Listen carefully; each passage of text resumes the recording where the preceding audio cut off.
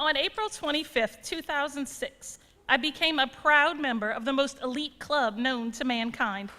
I became a mother. I've learned that membership is costly, but it has its privileges. This secret society holds the key to the future of the human race and is the lifeline to my sanity. When my daughter was born by C-section, which I hoped for because I am freaked out by childbirth, the doctor held her up for me to see. And there was something about the way the doctor announced her arrival that made me realize she wasn't just my doctor. She was another mother in the room with me, showing me that my future was 21 inches long, that my life had truly just begun, and that my non-transferable membership card had officially been issued. As they wheeled my bed back into my room, I saw my own mother there. Confused, probably because of the drugs, I asked her why she was not out there looking at the baby.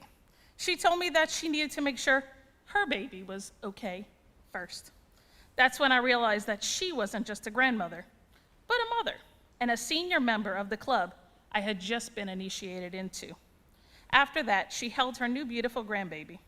Remember, membership has its privileges. Amen. In June of 2013, I joined a different kind of club. My daughter was diagnosed with type 1 diabetes. Suddenly, I was the mother of a newborn all over again. Amidst all the chaos and the confusion, I found a very special member of the club on our last day in the hospital, my daughter's endocrinologist. She told us that we could go home, but she was headed out of the country on a family vacation. Wait. I thought, are we supposed to just figure this out on our own and hope we can keep her alive until you get back? She must have seen the fear in my bloodshot eyes and decided to honor her promise to me as a mother, not as a doctor. She called and emailed from her family vacation across an ocean. That's a mother's love, not a doctor's concern. She knew that at that time I needed someone, and she was there for me, and still is. It's the club code of ethics, right? A few months later, I was asked if I'd be willing to contact another mom whose daughter had recently been diagnosed with diabetes and celiac disease. I reached out to a stranger, one mother to another, and helped her get things started.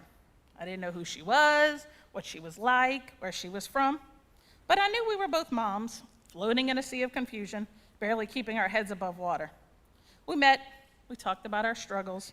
She had a diabetic child with multiple food allergies, an autistic child, and of course, she was a foster mom to a slew of rescued animals. And now she's my dia-bestie, my support in the war against sugar. You see, they let all kinds into this club, even those who don't possibly have anything left to give, but they still do. Finding a babysitter, one who can love your child like you do, except with a little more patience, is a very difficult task. This is when you truly rely on the other card-carrying members of the club. My longtime best friend has taken on the challenge and has learned how to care for my daughter. There was an incident in which her blood sugar got very low, and I had to rush over there. My friend was terrified, tears in her eyes, and when it was over, she went in the pantry to cry it out. That's when I knew she wasn't upset because of the circumstance, but because she knew the fear of a mother, that she might watch a child die. A terrible fear that we face every day, a mother's worst nightmare, a horrible reality for too many people. But she cried not as a woman or as a friend or as a caretaker, but as a mother. Then, of course, I made fun of her for crying in the pantry, reviewed the emergency protocol, and reminded her it would be all right. That's something we say a lot in this club, even when we know it's not true. My greatest realization of the power of motherhood, however, came from my daughter when she was 8 years old.